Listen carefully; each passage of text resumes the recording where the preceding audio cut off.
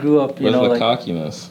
I grew up with, like seeing people hate on each other and stuff like that, and I did it. I did it for quite a long time too myself. Like I'm guilty of it just as much as anybody. But when you're actually trying to accomplish something, and you see the work that goes into it, and people out there, whatever their motives are for pursuing what they're pursuing, you know that it's a difficult race. And maybe that cockiness that comes out in people is just an expression of that difficulty that they feel, and you relate to that, you understand that, man. You just wanna lift them up. It's like you wanna just give them a hug and say, man, I know what you're going through. I can't hate on the people no more, man. Like it's too much inside of me that where I felt where you've been, and I felt what you're going through to ever be trying to kick people down and stuff like that anymore.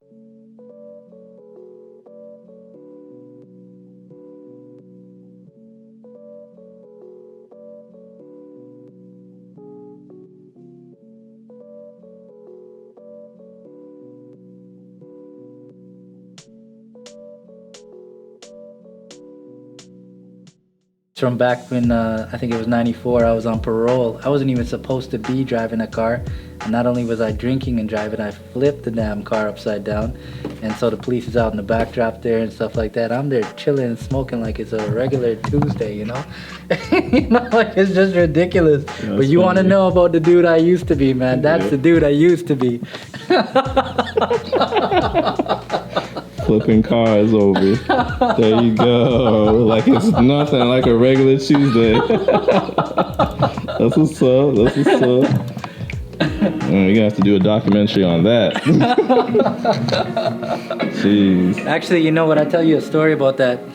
When it came down to it, that cop came on the scene, and my boy knew that I was not parole. I was on bail, and in the last minute when I was just about to go and hand my license and stuff over to the cop wanted to come talk to us.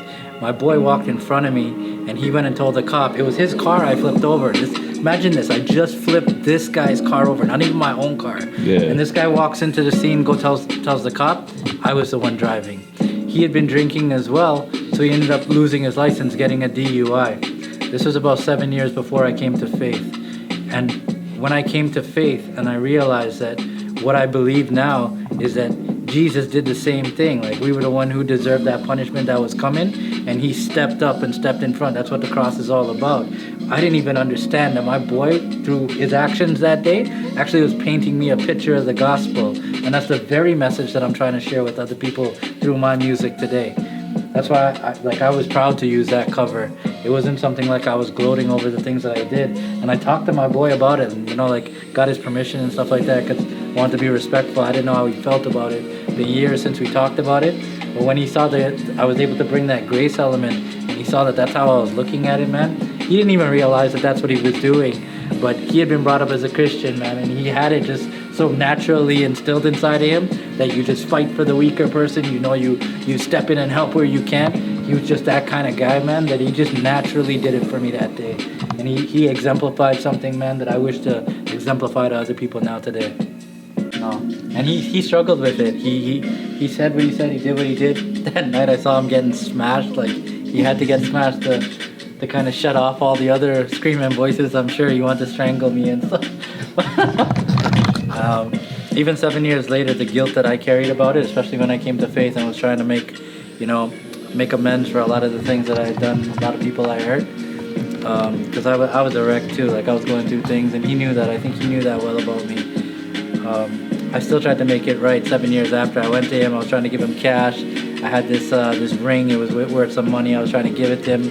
Just tell him, take it, whatever. I owe you. I want to pay you back for this thing. And he just would not have it.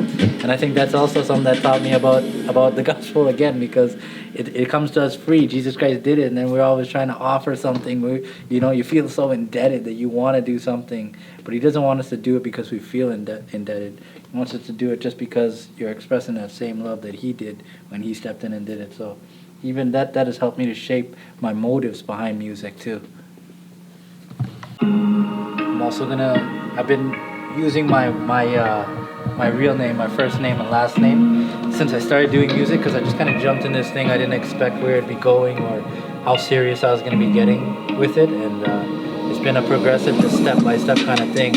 But this coming year in 2021, I plan on introducing back my street name that I had when I was growing up. And my friends knew me. I was very diverse when we used to freestyle and hang out in the neighborhood. So I had this nickname I was given. It was Stylus, and it just meant, it was like named after Stylus pen. That, you know, like you could just write anything, you go on anything. And that's what I'm trying to bring into the 2021 year. Is that I'm gonna still keep with hip hop, but I'm just gonna start introducing some new styles, new genres, new stuff like that. Just a whole kind of recreate, but also carrying all the stuff that I've been doing as well. So I'm really excited about this year.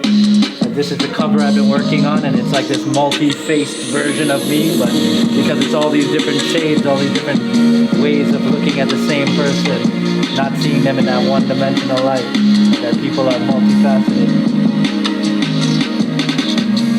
Got some really good vocals this year too. One of my artists, I've been working with her last year on some stuff. Her name is Daniela, and man, she just has a beautiful voice. Just able to hit notes, strong and high notes. And man, she just brings a perfect element together for the type of music I'm trying to express this year, or this coming year. So I'm really excited about that. This is one of the artists I was working with. Her name is Tamara Rosa. She's doing some great things herself, man. Gotta check her out.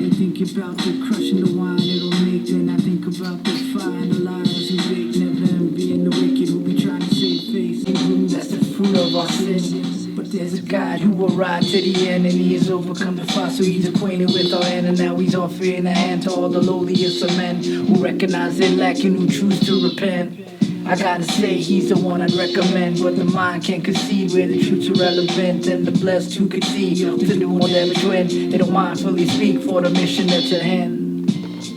It's a dope track. You guys gotta check this one out.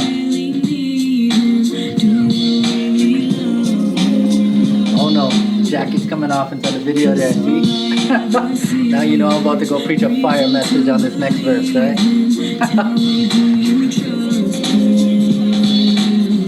Did the math where I counted up the times I failed in the mission, and I have to just rewind. I only fail in the mission if I willfully decline to prevail over pity in the things of my design. I'm not a bot, I could fail anytime, and I understand it's true, so then I prayerfully consign all of my efforts and my plans to his majesty in the sky, like sending prayers up to heaven and awaiting his reply. And as a saint, I'm aware I will die, but the beauty that awaits cannot compare to when I fly. Though I can see it freckled over in the corners of my mind, and how we carefully constructed things with beauty in its time. I'm just a faithful partaker in the plan that was. Man, it was a lot of fun doing this thing, and I hope to do more videos this year. I have all these visions and dreams and stuff like that of how it would look and stuff like that, but I think it's both a bit of a financial obstacle as well as trying to find, especially amidst COVID right now, the right scene, the right, you know, like getting people together for the scenes and all that stuff. It just poses a lot of difficulties right now, but I'm glad that it's happening right now, that I'm getting this inspiration, because those things are actually maybe pacing me a little bit more than I would normally do. I'm the type of person who runs without, you know, learning how to walk sometimes first, and then fall on my face, get up and start running again. But that can be good and that can be bad. Sometimes, especially with something of this caliber, where it requires quite an investment and other people's time and resources and stuff, you want to go in knowing what you're doing and planning well. One more. This is the one that kicked it all off, this instrumental right here. When I heard it, I started listening to it, I just started hearing so many different things on it that it actually drew Stylus out of me, because I hadn't been going by that name for years now, over a decade now. And first of all, I heard hip hop on it, then all of a sudden I heard reggae on it, then I heard a song on it, then I heard back some more rap on it, and it just kept coming, it wouldn't stop. It's like a 5-6 minute track, so it just kept going and feeding me and pulling out all these new things, and that's what actually inspired the whole album for 2021. I was like, that's the direction right there. So I started looking now for specifically instrumentals that filled that particular that vision for bringing out a bunch of different sides and styles with the music.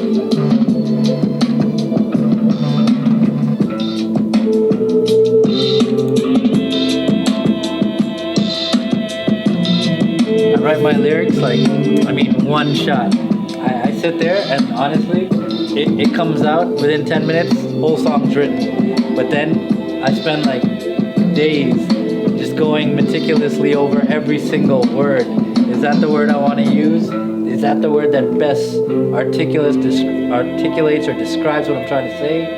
Have I used that word too many times before? Do I need to come up with a new word? You know, like all of that stuff. So that's what I've been doing with the music right now. I got my lyrics out. I've been rethinking how I'm saying things and trying to find a new way to say things and hit on different, frequencies with people that maybe I haven't touched before.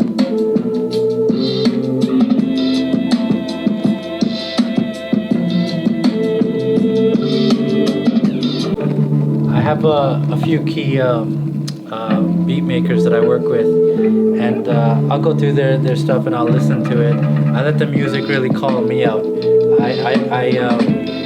Once I start hearing something and I'll hear a few words or I'll hear a chorus or something like that, I'm like, oh yeah, that's the one, I gotta go with that. And then so I'll have the chorus already because I heard it while I was listening to it, and now I'm just trying to fill, well, what kind of message was that chorus communicating? And usually it's something inside my spirit that I feel like God is like pointing at that particular thing. He's like, it's almost like a thread inside a ball of yarn. Like you just pull on it. You don't know how much is gonna come out of it. You just keep pulling and pulling until you see where it ends. And that's how the process starts. I just take that little glimpse that he gives me.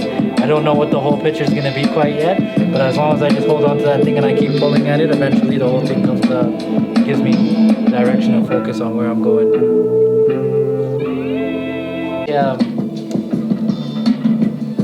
I think that the medium of music is far more powerful to communicate the message that I've been trying to get across, and I've been spending a lot of time, like I've written some books and stuff like that, and I could take you on a walk.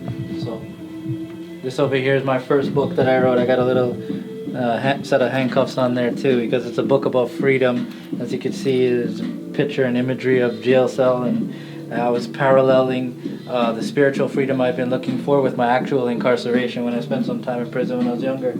So it talks about the journey of searching and what ultimately led me to the place where I feel found now. And then later on in my journey, people were like, well, the book kind of ended, just right when you got to that place. But what has your life looked like since that you got to that place?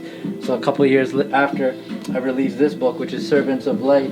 And it talks about maybe about, I think, 4 or 5 years into my journey, how significantly different, like how was God leading me now that I was hearing from him and sensing his presence in my life? Like how is life different than I was doing it the first 30 years of my life? So that book gives that picture there, and I wrote those two and I was sharing them. But I was talking about, like I didn't want to keep writing books. Like I wanted to reach different demographics, and not everybody's a reader. And so that's why I started moving into music, because I was like, there's a whole untapped demographic here that they'll listen to my song, but they may never pick up my book and read it. And I can communicate the same messages, the same things I'm saying. It may take a few more songs and a little bit more work and stuff like that to get it across. But I mean, I think people would sit there and listen to it if it comes out through that medium than they would if I handed them a book or something. So I've been trying to utilize what's out there, just any way and every way, to try to communicate the things that I'm trying to communicate.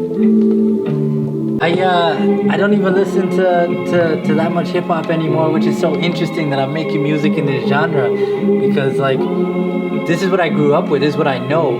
So like if you have a particular talent, you have a particular thing you're holding in your hand, like you want to go do gardening and you got a shovel in your hand, you're going to use the shovel, right? Well, I want to communicate a message, and what I got in my hand is hip hop. This is what I know. So that's why I'm gonna use this medium. But at the same time, although I grew up with it and I listened to it more in my younger years, I find that I've been moving away from it. I've been like more on peaceful melody type things, and just like there's so much going on inside my world, like not just the music world, but then my work world and my family life and all those things that's combining. And I'm also a part of a lot of other people's lives, that sometimes when I'm just chilling on my own, man, I just want to be in that peaceful place. So I'm trying to find music and stuff that creates that atmosphere for me to just unwind and relax on my own and just kick it for a second. And sometimes I can do it with hip hop, like just like I have on the instrumental right now, I put on a lot of instrumentals, no words. I just kick it to that. But sometimes I'm into classical too, man. I'm listening to a lot of instruments, like violinists and stuff like that. Even this year, I had an opportunity to work with this artist. She's out in BC. She goes by the name Suksa. And I came across her just because I was listening to some videos on YouTube, found this instrumental, and I was like, yo, you know what? I think I could write a hip-hop song on that. So I did. Like, it was crazy. And we ended up collaborating and doing this song together, and it turned out amazing. Check out Awaken. So you'll find it on Spotify. That's the message. Trust Jesus. That's what's up.